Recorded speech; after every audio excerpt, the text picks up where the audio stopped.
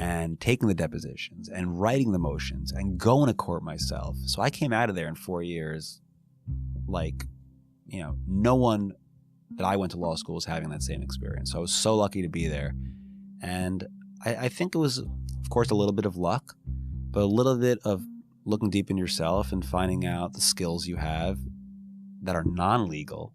Again, whether it's writing or speaking or your language skills, and sort of putting them together and seeing the end product. And I was lucky enough for someone to see that and the potential, and they liked me, and the rest is history.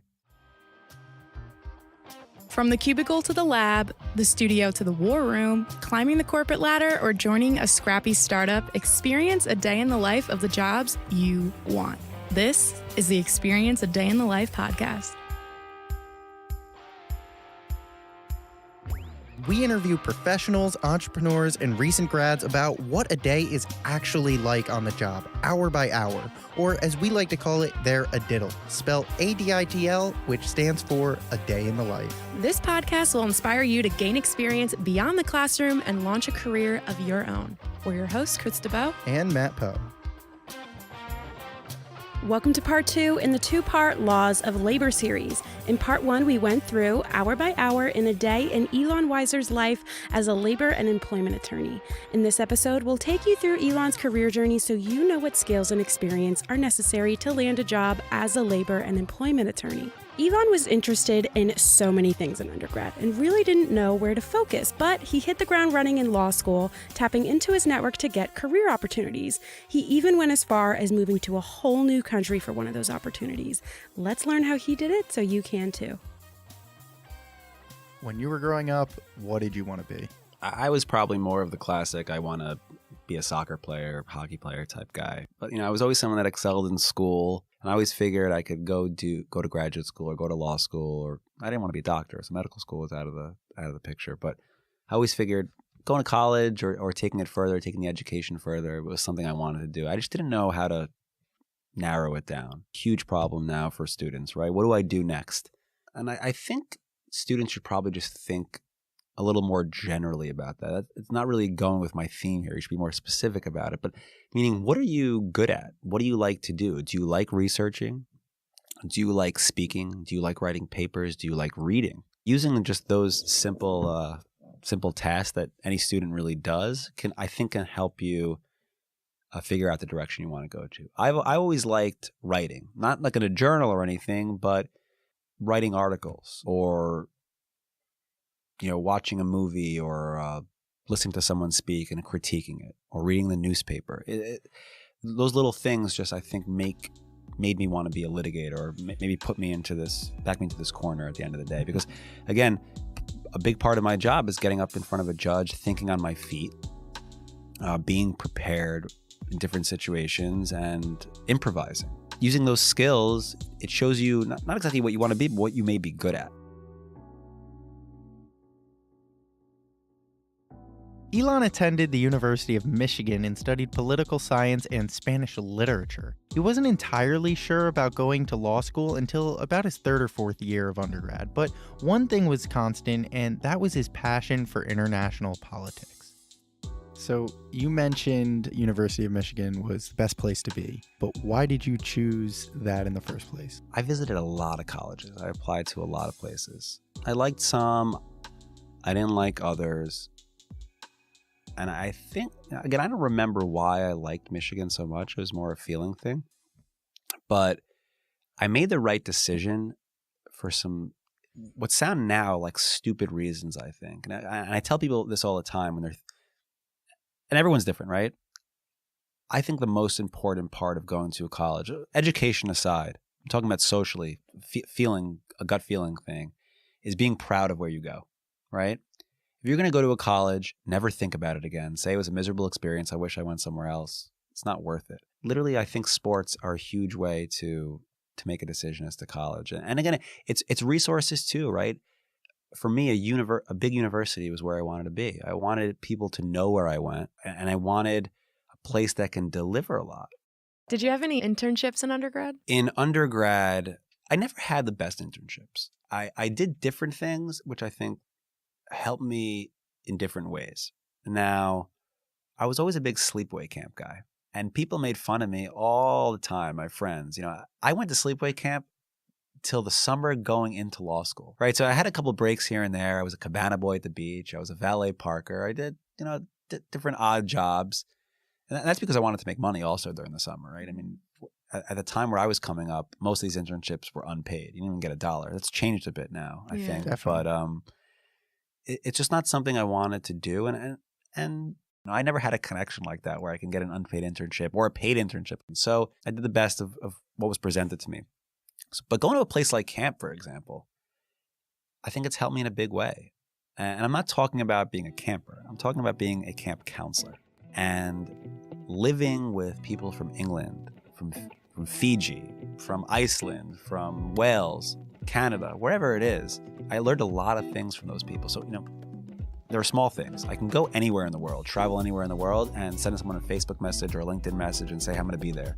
Or what's your favorite restaurant? Are you still living in Manchester? So it keeps me in contact with people internationally, and that expands my network too. But it also has taught me how to, develop a relationship or develop a rapport with people from different places. Just meeting people from different backgrounds or different places in the world makes you a more well-rounded person. And I think that helps you in your career. So camp was a huge part of that. After graduation, Ilan went to Hofstra University School of Law in Long Island, New York. He knew he had to get some experience under his belt, especially since he said himself that he didn't go to a top law school. I think at Hofstra was a great place. I learned to be a great lawyer there. I was trained in a very good way. But in the internship context, when I was applying next to people that went to Penn Law School or Cornell Law School or Michigan Law School, on paper, I was a less qualified candidate.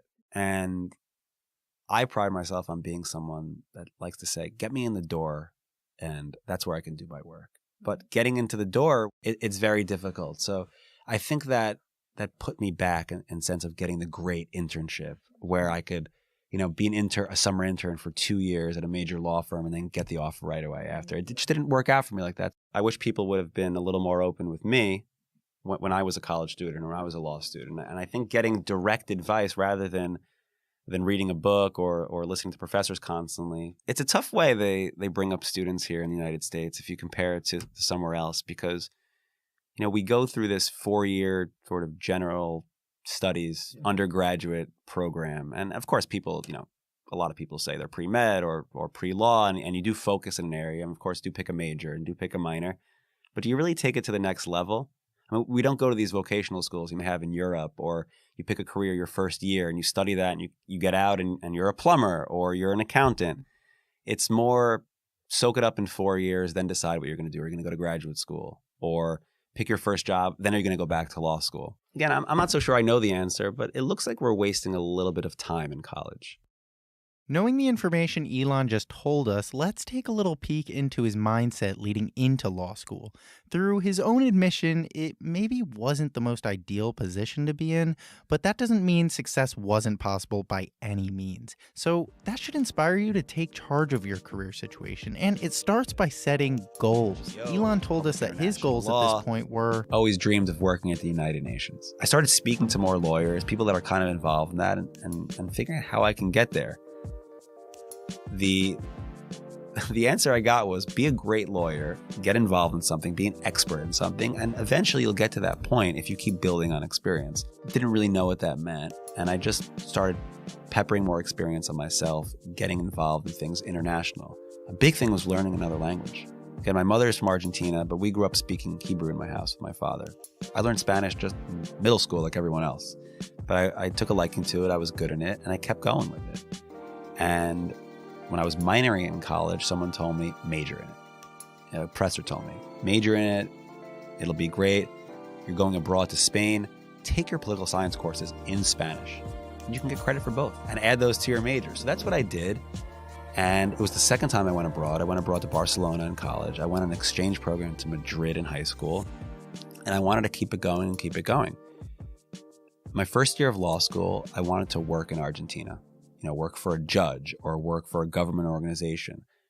Number one, to get the legal experience and make my resume nice, to have international legal experience on it. But at the same time, and just as more important, get my Spanish up to a working level where I could actually use it rather than just say I majored in Spanish. So I applied to all these programs. I wrote to judges. I worked on letters. I edited them. I really made them professional and applied to all of these jobs online all year, very early too. I didn't get one response. And I said, this is so annoying. I really want to go this summer.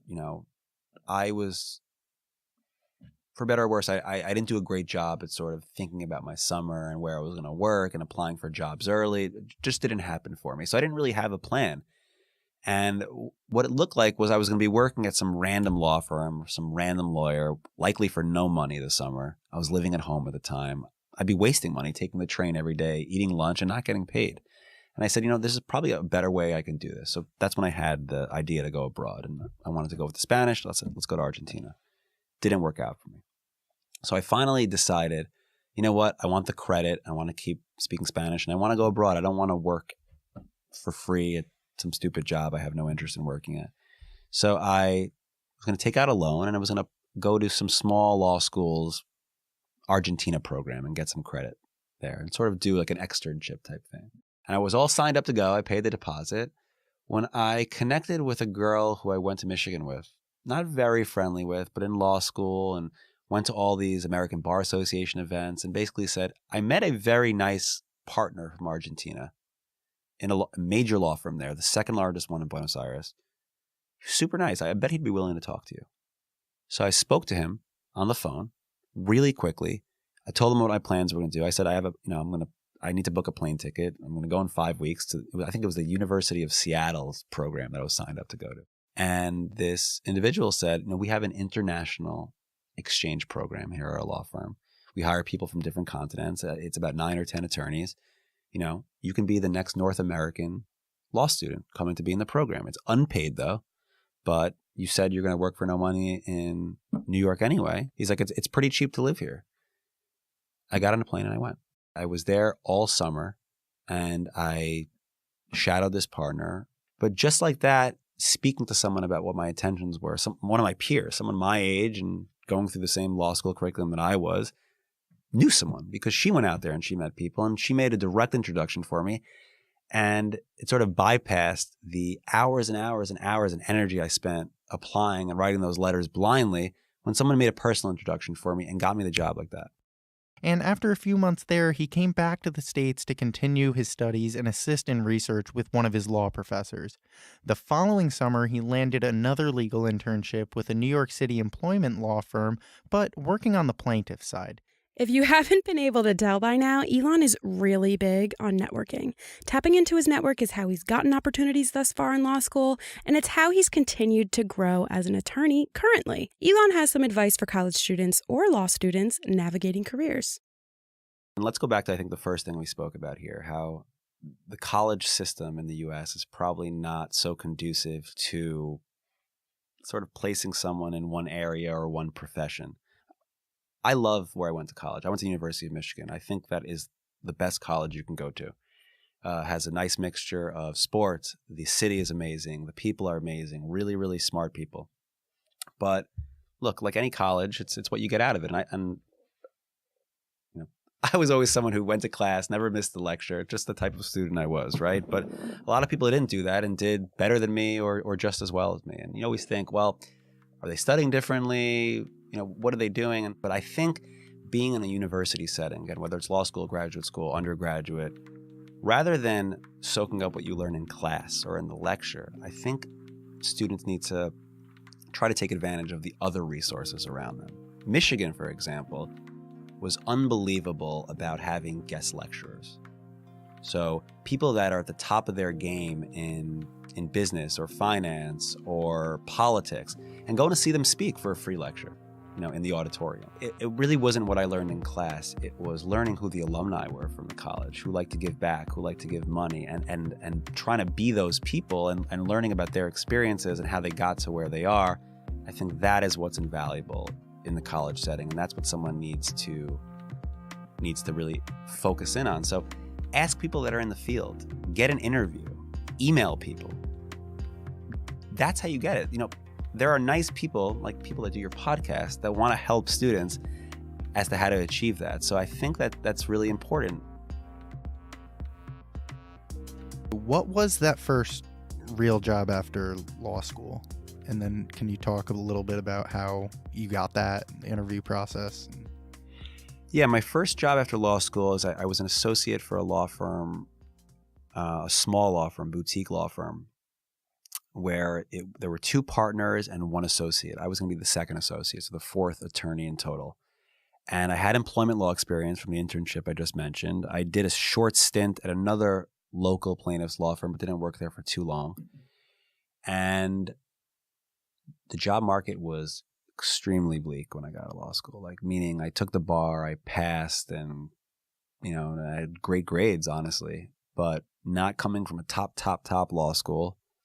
Maybe I wasn't that attractive, and I wasn't getting the hits for the first time in my life. Like, it wasn't working out for me the exact way I planned. So I said, you know what? I had a short stint in employment law. I did these internships for a year and a half or so. Only in that, I like this. How can I just take this a step further? So I started reading about, on my own, what type of cases a plaintiff's lawyer would be doing, because most of the experience I had then was doing discrimination work on behalf of employees. And I started reading about all these cases under the Fair Labor Standards Act. It was all over Google and all over the paper. Local businesses were being sued by their employees, landscaping businesses, restaurant business, construction. And I said, wait a second. I speak Spanish. This was based in Long Island, sort of in the border of Nassau, Suffolk County, big Central American community. A lot of these employees were non-native English speakers, only could communicate in Spanish. I said, let me use my Spanish to parlay and sort of layer on top this limited employment law internship experience I have, and let me try to do this. And coincidentally, I don't know how I met him. I think there was a job posting on my law school's webpage. And this young lawyer, I think he was like in his early 40s at the time, who had his own law firm, called me up. We had a discussion, and he was very frank with me. And he said, look, we're 2 partners here. None of us speak Spanish. We have a young associate who's only a year older than you, who meets with all the clients. We need someone like you. And I started working there. I ended up working there almost 4 years. First real job. And I was so lucky to work there because I was thrown into the fire. I did everything a attorney with 10 or 15 or 20 years of experience would be doing, meaning meeting with clients directly, speaking to them. Again, I was one of 2 people in the firm that could communicate with a lot of these individuals, and taking the depositions and writing the motions and going to court myself. So I came out of there in 4 years like, no one that I went to law school was having that same experience. So I was so lucky to be there. And I think it was, of course, a little bit of luck, but a little bit of looking deep in yourself and finding out the skills you have that are non-legal. Again, whether it's writing or speaking or your language skills, and sort of putting them together and seeing the end product. And I was lucky enough for someone to see that and the potential, and they liked me, and the rest is history.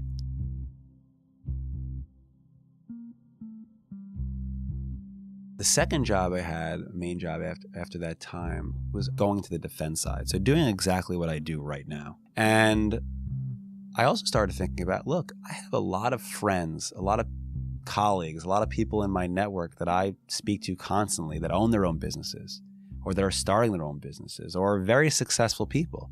They need to know someone like me. And that's sort of the risk I took. And that's what I've been doing now. And of course, it's a very, very hard thing to do. And there are a lot of competitors that I have, and a lot of labor and employment attorneys on the management side. But I think I made the great decision. I like being on this side a little more. First of all, legally, you have to be a little more creative. I like helping businesses out. I like the business world. I like seeing a business start from somewhere and have a lot of success, and me being a part of that. It's very rewarding.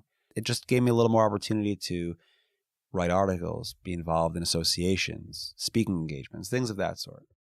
From there, Ilan moved on to work at the firm he's at now, Ellenoff, Grossman & Scholl LLP, as a labor and employment attorney. I had a great experience at the previous firm. Sometimes you want a little more perspective. You want to get a little more well-rounded. And it's it's another adventure I wanted to take. And I think it's healthy to move around a little bit, not too much. And again, I've been practicing 8-9 years now, and this is only my third law firm. I was at the other places for, again, 4 years almost in both. So I thought it was time, and I saw an opportunity at the new place where I'm at now. I'm working with extremely smart people in a different way, and the law firm I'm at now has only been around since the early 90s. So it's really on the rise. We're growing all the time. And the labor and employment group specifically, we're only about 5 years old in there. I think I just got in the right time where we're still molding and finding who we are. And I just see a lot of potential there, and everything has been going exceptionally well. What's next for Ilan Weiser? You know what? I think, and I hope this works out for me, I think I'm just going to be doing exactly what I've been doing since college and law school and my career so far. Getting better at what I do, trying to think ahead to see the new areas of law people are going to need advice on. Continuing to build relationships with clients or potential clients that I have. Because like I said, I want clients for life. Every day there are questions. Every week there are questions. There are new laws that come out constantly. Those businesses need to be advised of those. They need to learn about them, how to manage them, and how to apply them to their own practice. So that's the sort of source of advice I want to be going forward. And I can always get better. I need to keep learning. I need to be ahead of the curve.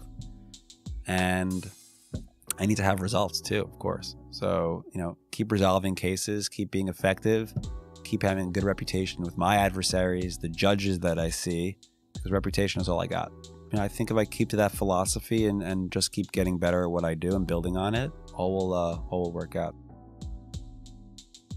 Another age-old question. If you could go back and give your 18-year-old self one piece of advice, what would it be? If I could give my 18-year-old self a little more advice,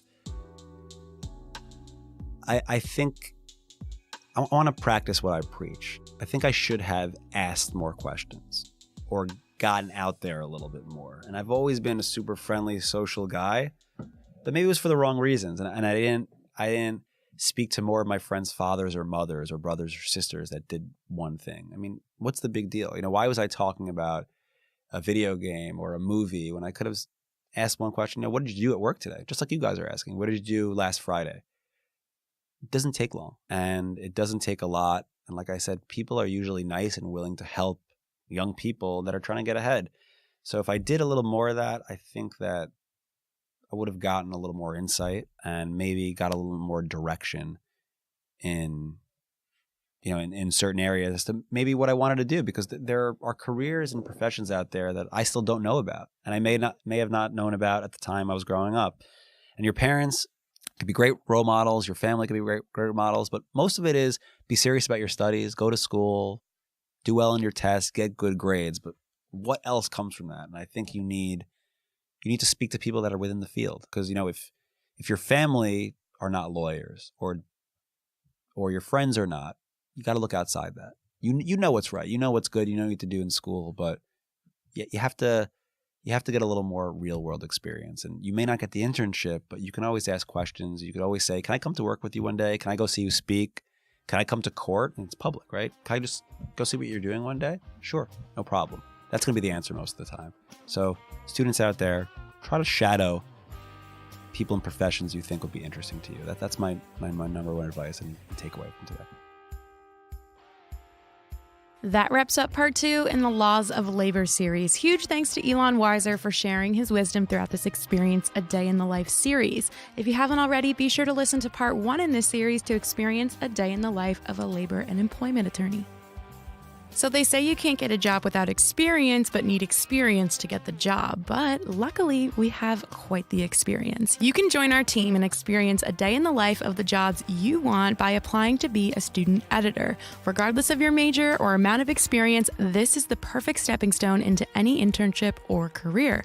Find more info and sign up at xadiddle.com/students. That's xaditl.com/students. Thanks for listening. Head over to xadiddle.com. That's xaditl.com. There you can find the show notes for this series and more A Day in the Life articles. And you can get to know us and our guests more by joining our communities on social media. Follow at xadiddle on Instagram and on LinkedIn by searching for Krista Bowe and Matt with 1T Poe. If you learned something in this episode, please take some time to help our mission by leaving a positive rating and review of the show. Each week, we bring you a new interview series with guests from different jobs and different industries. In each series, we'll live a specific day in the life, hour by hour, and experience their career journey. So don't forget to subscribe.